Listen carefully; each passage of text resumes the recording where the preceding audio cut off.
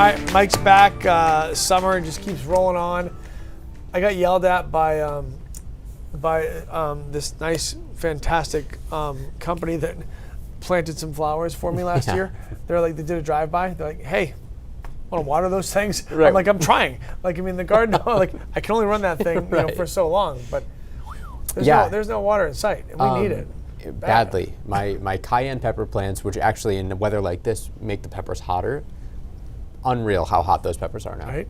But hey, it was a hot July. We ended up at the top 5 for July. We tied for 5th place with 2010. So one of the warmest Julys on record in Portland. Records for temperature in Portland go back to 1941. And just to address this, because a few people asked on social media, the reason for that is because since 1941, we've had quality data records in Portland. In other words, the thermometer is not sitting on the blacktop or on a black roof somewhere. It's in the shade, it's located away from tarmac, and so the data is more consistent. Technically, we do have data back to 1871, but the thermometer rather, switched spots a few times, and that makes the data not quite as reliable back that far for temperature. Precip, it's reliable all the way back to 1871. Radar right now not showing much of anything outside. It's going to stay quiet out there today, expecting another sunny day across the state. Probably not quite as hot. Brief break in the humidity thanks to the front that moved through yesterday. This was the cause of the showers and thunderstorms that we saw yesterday evening. Had some great pictures and videos sent in of those, and maybe I'll share a few of those later on here this morning. Over the next several hours, I'm expecting quiet conditions, lots of sunshine with temperatures quickly climbing into the 70s in central and southern Maine, maybe some 60s mixed in across northern Maine. And then later on this afternoon and evening, temperatures will still be pretty warm, but tonight is where I think we'll actually start to see clouds increase. Depending on the timing of these clouds moving in, could be a great sunset tonight. Very vibrant out there as we move a little bit of moisture in and some higher clouds. And then by midnight tonight, we don't watch temperatures drop much at all.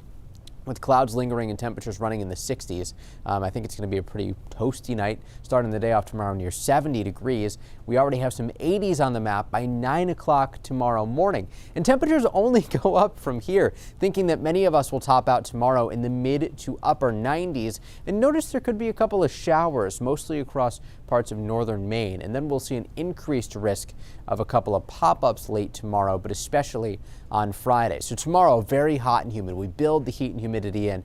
This front stays to the north of us tomorrow. On Friday, it starts to slide in, and with it, I'm expecting some showers and thunderstorms, mostly scattered in nature. Should stay fairly quiet on Saturday because this front moves offshore a little bit. And it's going to be in the vicinity, but not parked really right on top of us. So maybe a couple of showers around Saturday, but many of us stay dry. And then by Sunday, we'll watch those fronts approach yet again. And that is where I think we actually could watch dew points spike into the 70s with temperatures approaching 90. And hopefully, once we move the front through on Monday, we'll finally get a little bit of relief from this. This is a pretty brutal stretch on the way. We are in the warmest part of the year as far as climatology goes, so it's not a surprise, of course, to see these very hot days getting mixed in.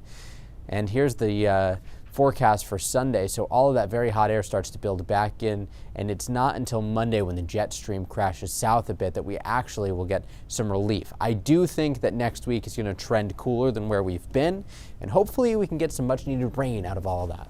Seas around 2 to 3 feet today, north wind 5 to 10 knots, becoming southeast in the afternoon.